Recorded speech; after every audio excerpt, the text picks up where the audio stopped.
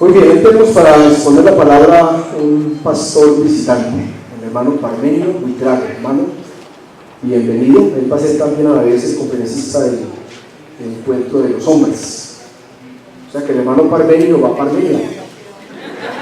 Ese es el chiste, el hermano Parmenio va a Parmenio, ese es el chiste de los hombres estos días.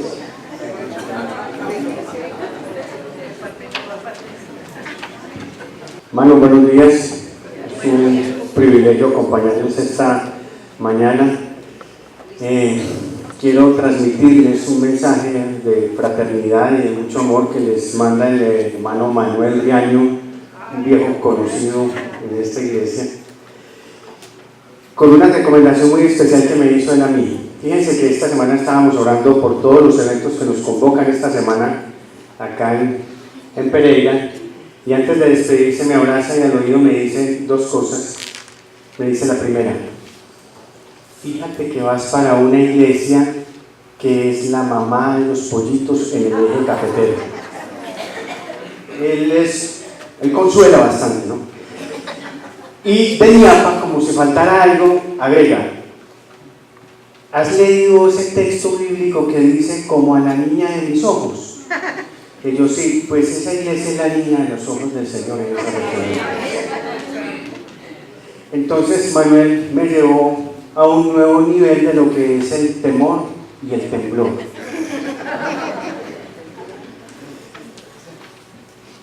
Muy agradecido con el pastor David por esta invitación. Y nada, pues entonces le entregamos este tiempo al Señor. Padre, te ponemos esta mañana, Señor. Bendito Dios, honra y glorifica tu palabra. Señor, que la enseñanza cumpla su propósito, Señor, y el designio para el cual tú la has estimado. Y sobre este siervo tuyo, Señor, que cada palabra que salga de su boca, cada pensamiento de su corazón, cada idea de su mente, se sujeten completamente a la voluntad de Cristo Jesús. Amén. Bien. Una de las enseñanzas básicas y más contundentes que nos provee el Evangelio de Jesucristo es el mandamiento de atender las necesidades de aquellos que están a nuestro alrededor. Y creo que todos coincidimos en que precisamente la historia del buen samaritano es la que más ilustra este tipo de enseñanza. Es un pasaje muy conocido por ustedes. Y les pido entonces que me acompañen en su lectura.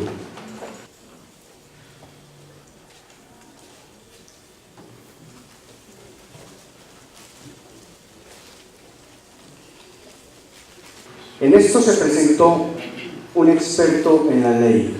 Lucas capítulo 10, versículos del 25 al 37, donde vamos a estar trabajando este tiempo. En esto se presentó un experto en la ley, y para poner a prueba a Jesús, le hizo esta pregunta: Maestro, ¿qué tengo que hacer para heredar la vida eterna? Y Jesús replicó: ¿qué está escrito en la ley? ¿Cómo la interpretas tú? Como respuesta, el hombre citó: ama al Señor, tu Dios, con todo tu corazón, con todo tu ser, con todas tus fuerzas y con toda tu mente. Y ama a tu prójimo como a ti mismo. Bien contestado, le dijo Jesús: haz eso y vivirás. Pero él quería justificarse, así que le preguntó a Jesús: ¿y quién es mi discípulo? Y Jesús respondió: bajaba un hombre de Jerusalén a Jericó y cayó en manos de unos ladrones. Le quitaron la ropa, lo golpearon y se fueron, dejándolo medio muerto. Resulta que viajaba por el mismo camino un sacerdote, quien al verlo se desvió y siguió de largo. Así también llegó a aquel lugar un levita, y al verlo se desvió y siguió de largo. Pero un samaritano que iba de viaje llegó a donde estaba el hombre y viéndolo se compadeció de él. Se acercó, le curó las heridas con vino y aceite y se las vendó.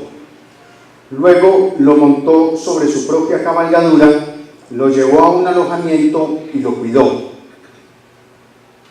Al día siguiente sacó 2 monedas de plata y se las dio al dueño del alojamiento. Cuídemelo, le dijo, y lo que gaste usted de más se lo pagaré cuando yo vuelva. ¿Cuál de estos 3 piensas que demostró ser el prójimo del que cayó en manos de los ladrones? El que se compadeció de él, contestó el experto en la ley. Anda entonces y haz tú lo mismo, concluyó Jesús. Un hermoso pasaje, ¿no?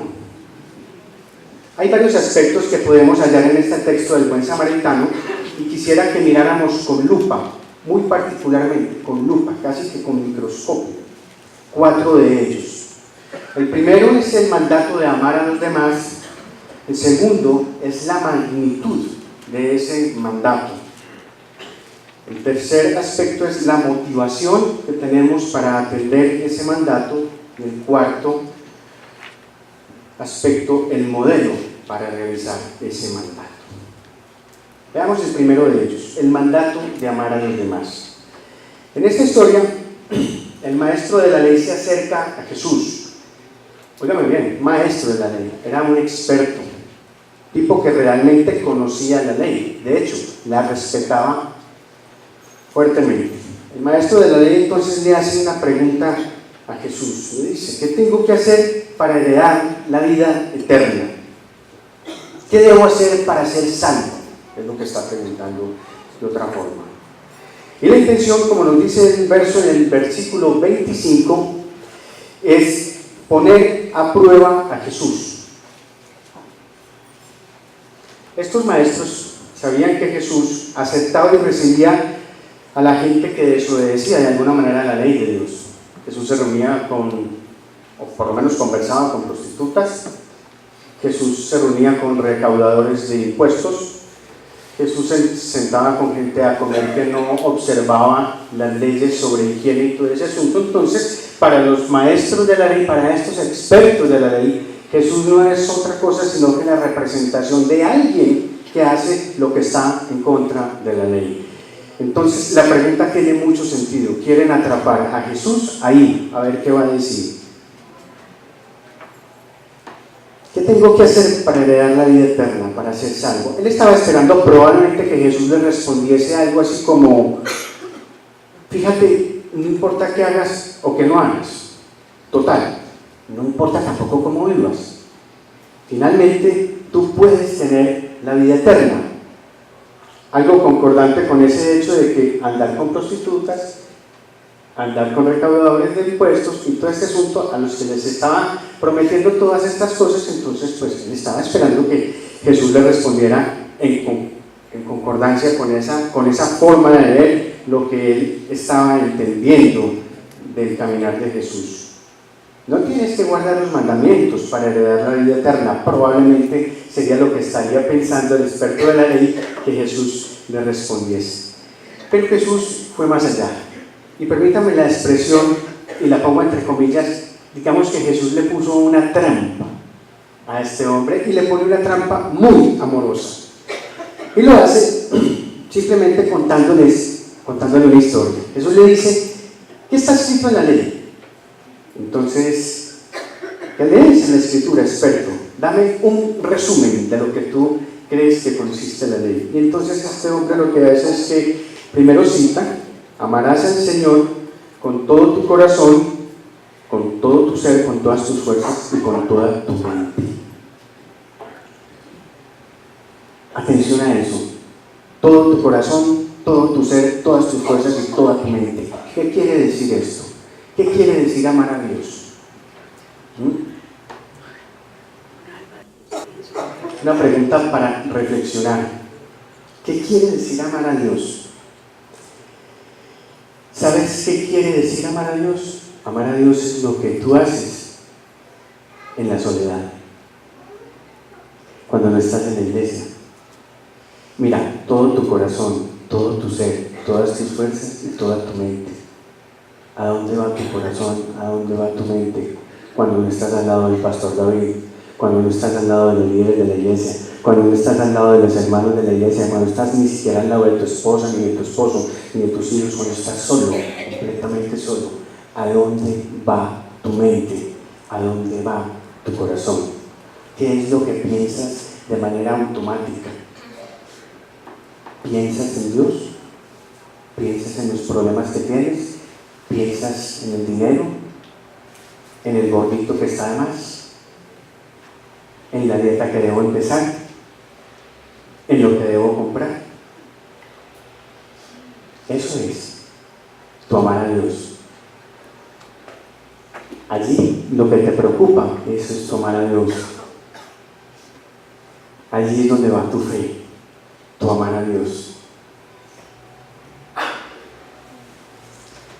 Lo primero que requiere la ley es amar a Dios como lo más importante.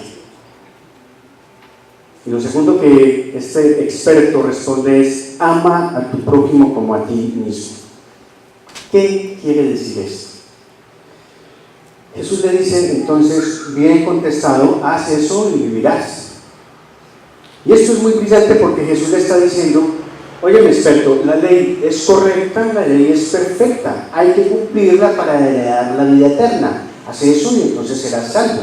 Si tú amas a Dios y si tú amas a tu prójimo, tendrás vida. Si tú vives así, serás salvo. Cumple esto y tranquilo, vas seguro.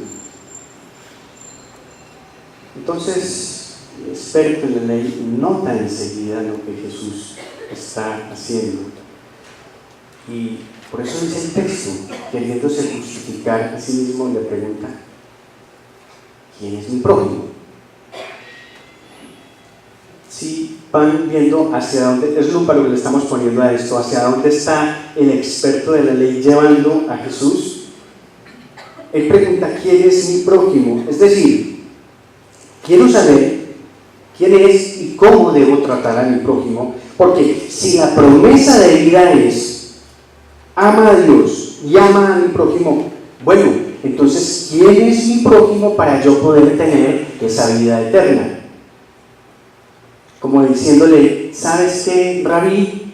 Dame la mínima regla, dime cuál es el mínimo requisito con relación a mi prójimo para yo cumplirlo. ¿Qué es lo que Dios quiere en relación a mi prójimo?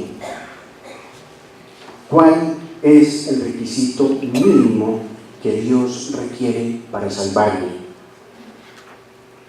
Es lo que Él le hace a través de esa pregunta. Entonces Jesús cuenta una historia, que es la historia del buen samaritano. Esta historia dice que el protagonista, el héroe, es el samaritano, una persona que sabe ayudar y amar al prójimo, tiene un increíble costo y un sacrificio muy grande. ¿Por qué? Miren lo que nos muestran los versículos 34 y 35. ¿Qué hace este héroe de esta historia? Lo primero que hace es atender las necesidades físicas de esta persona que está herida. El texto dice claramente que le cura las heridas con vino, aceite y se las venda. Atiende sus necesidades de transporte. Dice que lo monta sobre su propia cabalgadura. Atiende sus necesidades emocionales. Dice que lo cuida. Atiende sus necesidades financieras. Dice que al día siguiente sacó 2 monedas de plata y se las dio al dueño del alojamiento. Dice que atiende sus necesidades médicas, porque dice: cuídamelo, y lo que gaste usted de más, se lo voy a pagar cuando yo vuelva. Si vamos entendiendo, iglesia, hacia dónde va el asunto, la pregunta del experto es: ¿cuál es el mínimo costo de lo que Dios pide cuando dice: ama a tu prójimo? Y Jesús le da este ejemplo. Él cuenta esta historia como diciendo: esto es lo que hay que hacer para mostrar que amas a tu prójimo. De esa manera experimentarás la salvación de Dios. Ese es el mandato de amar a los demás, atender todas las necesidades concretas, todas las necesidades humanas de la gente. Ese es el mandato de amar a los demás. Ahora, veamos la magnitud de ese amor a los demás. Samaria era permítanme hacer un contexto histórico, crearle un marco a este punto porque creo que es importante. Samaria era una región considerada por los judíos como heterodoxa y de sangre completamente mezclada, una de religión sincretista. El segundo libro de Reyes, capítulo 17, créanme, ténganme fe, ténganme confianza, dice que el alejamiento de Samaria se debió a que bajo la invasión del pueblo asirio se deportó a lo más selecto de la comunidad samaria. Se llevaron los líderes sacerdotales, se llevó el pedigrí completamente de la intelectualidad y lo que allí quedó fue básicamente una porción numerosa de pueblo, pero sin ningún tipo de liderazgo. A su vez, entonces, colonos asirios se asentaron en esta región y como es apenas normal, con el paso del tiempo se mezclaron los asirios con los judíos que estaban ahí y esa mezcla, entre muchas otras cosas, produjo una mixtura también de creencias y de religiones. La cosa fue tan compleja que por allá en el libro de Esdras, en el capítulo 4, si mi memoria no me falla, durante la reconstrucción del templo, en el reinado de Zorobabel, los samarios se acercan con el propósito de querer ayudar en esa reconstrucción, pero los judíos específicamente les dicen: no, ustedes no pueden tener aquí parte en esto, ni lo sueñen, ni lo sueñen, háganse a un lado, deje así. Entonces, imagínese usted que eso con el tiempo lo único que va a hacer es acrecentar la diferencia entre ambos pueblos, a enraizar con mucha más vehemencia los ánimos, a tal punto que por allá, en ese tiempo que conocemos como el periodo intertestamentario, 128 a.C., los judíos destruyeron el templo samaritano que habían construido ellos en el monte Garizim. ¿Eso qué hizo? Pues hacer un acto de eso fue exacerbar más las diferencias entre ellos. El odio se enraizó de una manera enorme. Cuando Jesús era un niño, esto lo cuenta Flavio Josefo en sus memorias históricas, hubo un procurador que se llamó Coponio en esta región y unos samaritanos profanaron el templo de Jerusalén durante unas fiestas de Pascua. Fueron y esparcieron huesos humanos en los atrios del templo, contaminándolo. Entonces eso generó inmediatamente la respuesta de prohibirles a ellos la entrada completamente al templo. Les doy este marco histórico para poder entender que para cuando Jesús está desarrollando su ministerio, esto está en el punto más álgido y más severo de discrepancias, de diferencias y de odios entre estos dos pueblos. Y lo traigo porque esto nos muestra a nosotros entonces la manera, la magnitud del amor a los demás. Esto es lo que Dios pide con relación a ama a tu prójimo. ¿A quién? ¿A quién hay que amar? ¿A quién? Pues a todos. Es muy natural ayudar y amar a gente que queremos o que nos quiere o que nos han ayudado. Qué fácil es ayudar a los hermanos de la fe. Qué fácil es ayudar. Bueno, supongo que aquí, en muchas iglesias no, pero aquí sí. Qué fácil es al que tienes ahí a tu lado poderle ayudar. Qué fácil es ayudarle probablemente al familiar que tienes. Pero ojo, mira lo que nos muestra la Escritura. Los judíos y los samaritanos tienen una religión diferente. Los judíos y los samaritanos se odian. El texto nos está diciendo que el samaritano amó al judío, amó a su enemigo. Entonces, yo pregunto, ¿quién es mi prójimo? Y te digo, tu prójimo es cualquier clase de persona, no importa su religión, no importa su raza, no importa su clase social, no importa su educación, no importa que se congregue en una iglesia muy aleluya, una superpentecostal.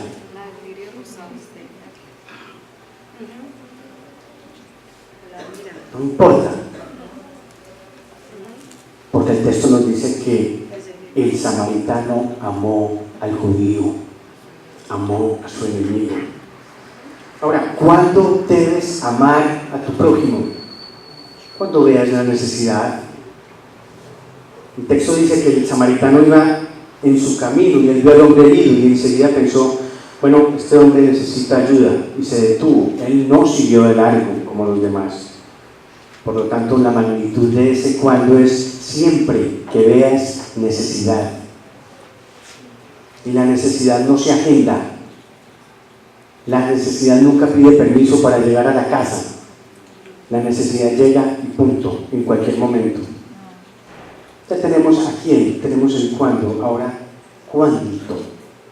La pregunta, la gran pregunta, ¿cuánto? Porque lo natural que muchos decimos nosotros, bueno, es que yo puedo ayudar, pero yo puedo llegar hasta este puntico, hasta aquí llego yo, que ahí yo no puedo seguir. Pero lo que Jesús pone a propósito en la historia es a un hombre que realmente necesitaba muchísima, pero muchísima ayuda.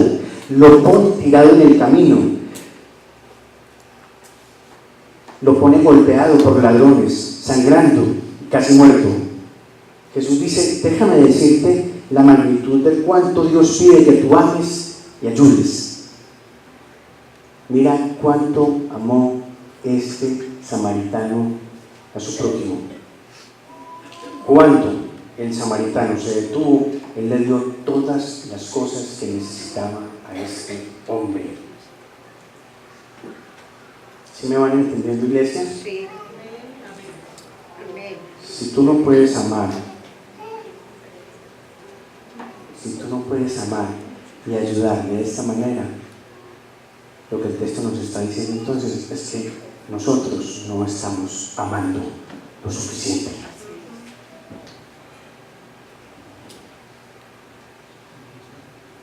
Muy bien, entonces, ¿cuál es la motivación para amar a los demás?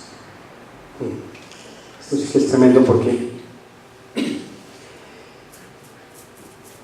¿de dónde viene el poder para amar y ayudar al prójimo?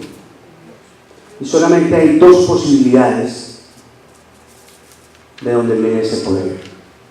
Una es la versión secular y la otra es la versión religiosa. Déjame te pinto primero el panorama con la versión secular. Es algo más o menos así.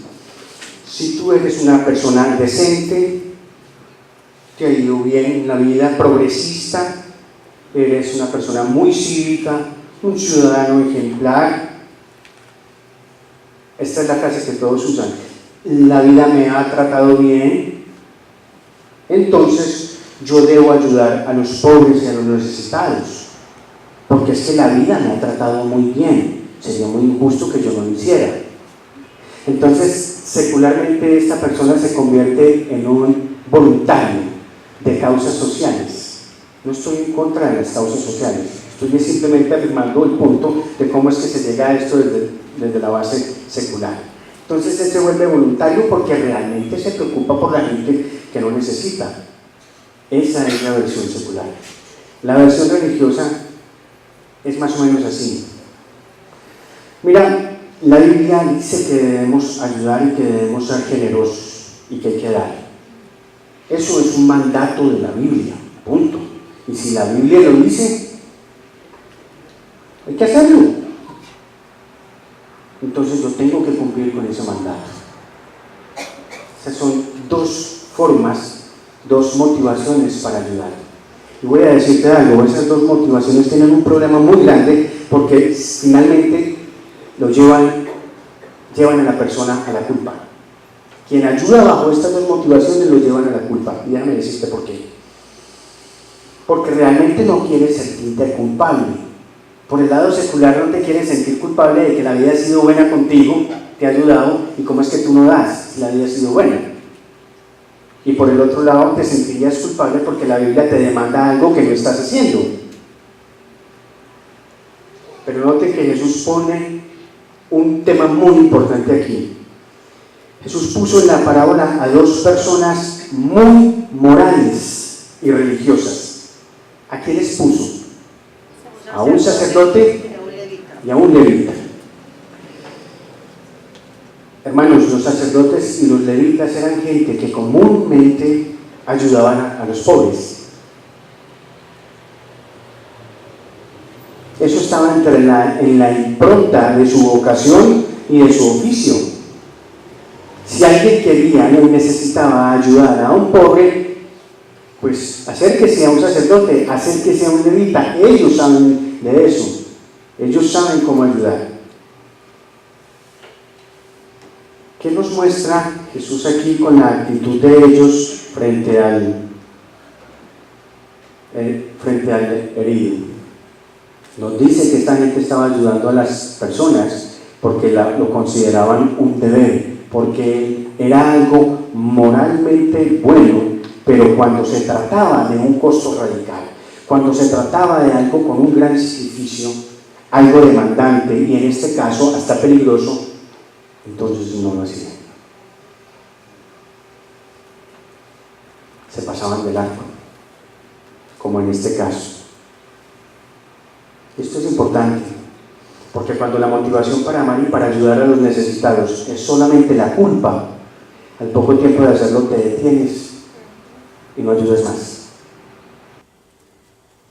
La motivación de sentirte culpable no es duradera. Por eso, hermanos, no intenten ayudar. No intenten ayudar al prójimo por culpa, para no sentirse culpables ni con Dios ni con ustedes mismos. No va a funcionar. Pero aquí es donde Jesús dice exactamente cuál es el poder para amar o la motivación correcta para ayudar a los demás. La clave de la parábola es la historia misma de Jesús y cómo Él la cuenta. Porque observe usted lo que Él hace. Al versículo 25. ¿Qué hace? Dice, versículo 30. Mire lo que Jesús hace cuando comienza su historia.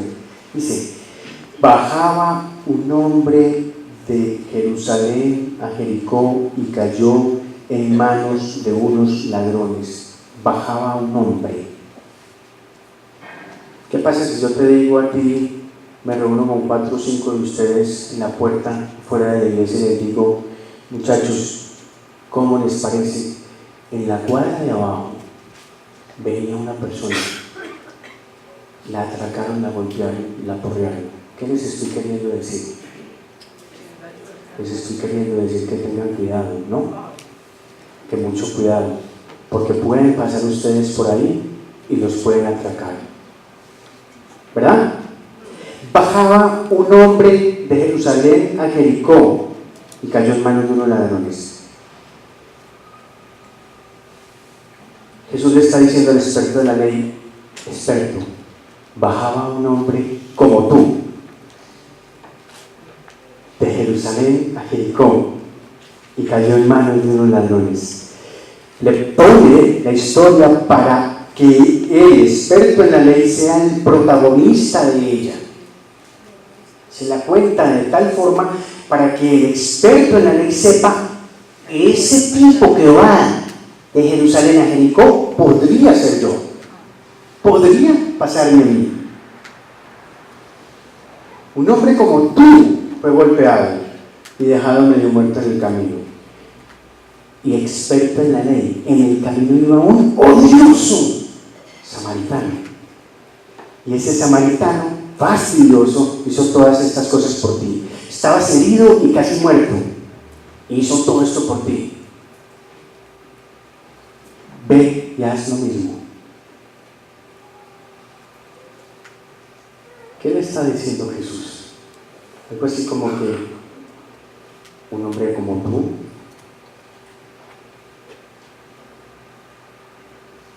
así bueno, intachable, correcto, de buena familia.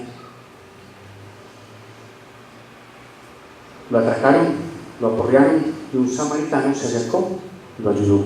Punto. Un tipo que es malo, que es un fracasado, que es lo más perverso, que es un pecador, eso hizo el todo por ti. ¿Te imaginas el punto, el dilema en el que el experto en la ley puede estar en ese momento?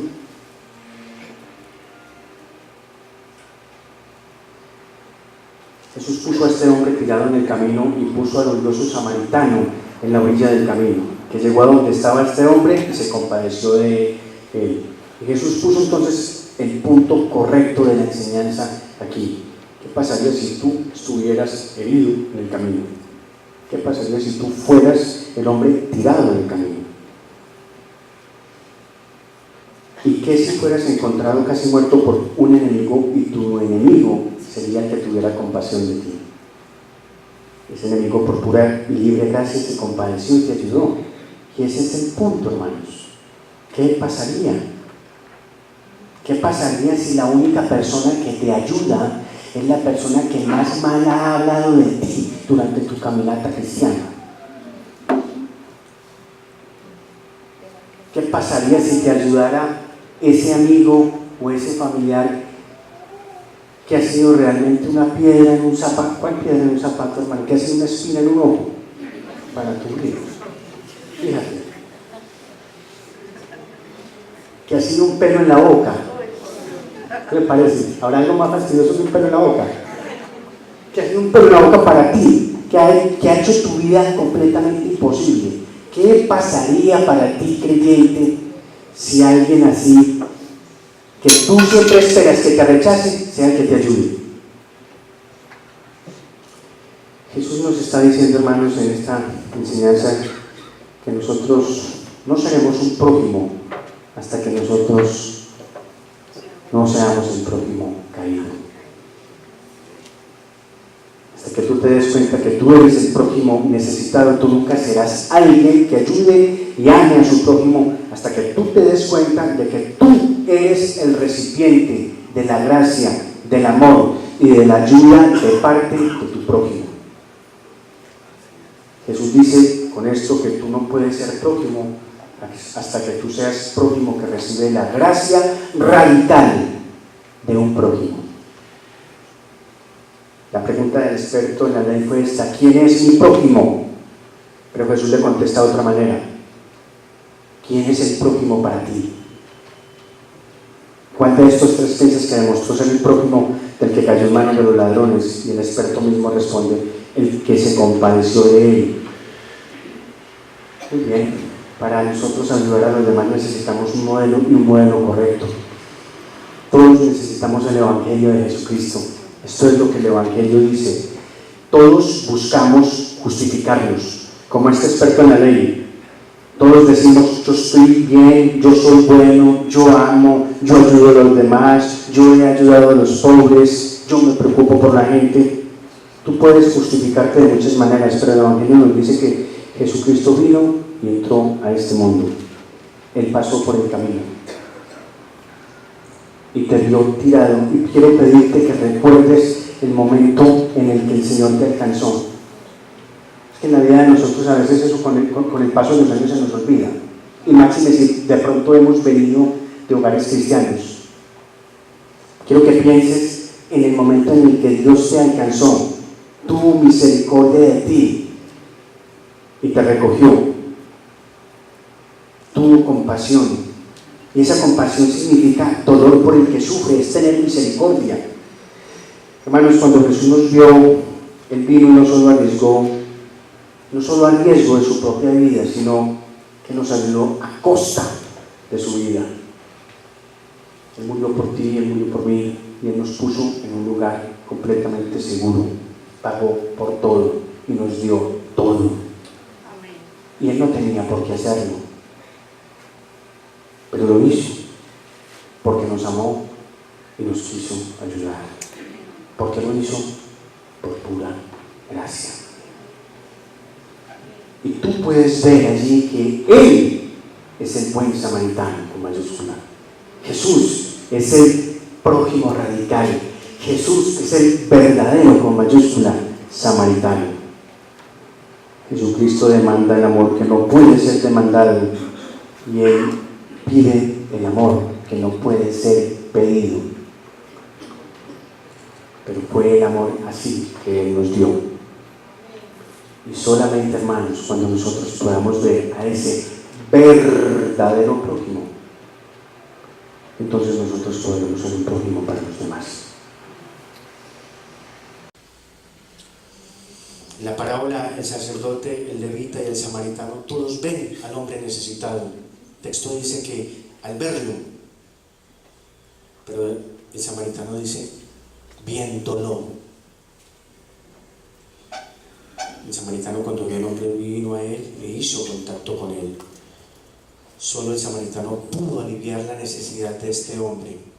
Hermanos, cuando nosotros vemos una ciudad con una gran cantidad de gente necesitada, cuando tú ves a tus vecinos que se les desbarranca su vida,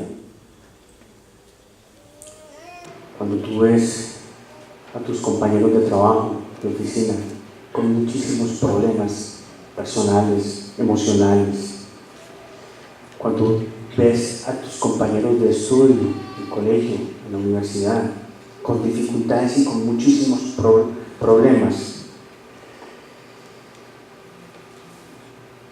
cuando ves niños, jóvenes que viven en la pobreza, y si uno pasa cómodo y tranquilo por el lado y sigue de largo y no te desvías, entonces no estás siendo el prójimo que todos ellos necesitan. ¿Sabes cuál es la mejor forma de evangelizar? No es a golpe de Biblia, es amando al prójimo. Amén.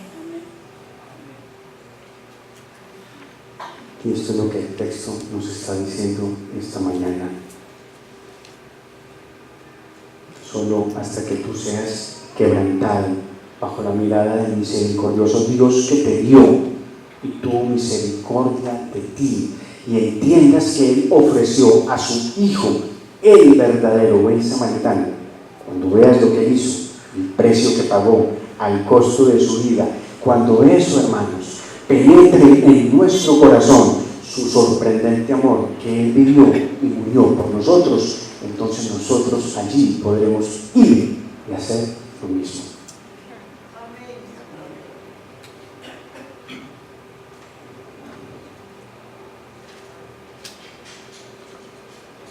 Padre, Señor, te damos gracias por tu palabra esta mañana, Señor. Señor, yo te pido, Dios, que esta haga rema en el corazón de cada uno de nosotros, Señor. Padre, te pido que nos recuerdes en qué punto en nuestra vida estábamos caídos, Señor, cuando tú pasaste, nos viste, fuiste a nosotros, nos recogiste y nos diste todo. Lo hiciste por amor, porque no tenías ninguna obligación. Lo hiciste por amor.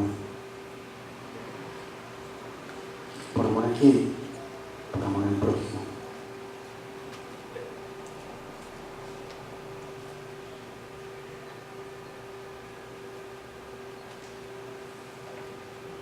Señor, ha sido en nuestras vidas el prójimo radical, el que no escatimó nada, no minimizó ningún gasto y hizo hasta lo máximo.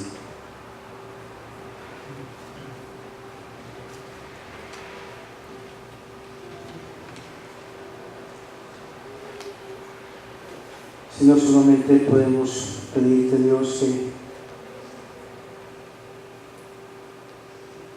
tu vida, Señor, se glorifique en nuestra vida. Permítenos, Dios, entender que nosotros somos el prójimo radical que muchas personas están necesitando hasta ahora, Señor. Danos la convicción, Dios, para salir y ayudar al necesitado, Señor. Para hacerlo no con culpa, para hacerlo simplemente por amor, Señor, para corresponder de la manera correcta, y que es lo que tú ya has hecho por nosotros.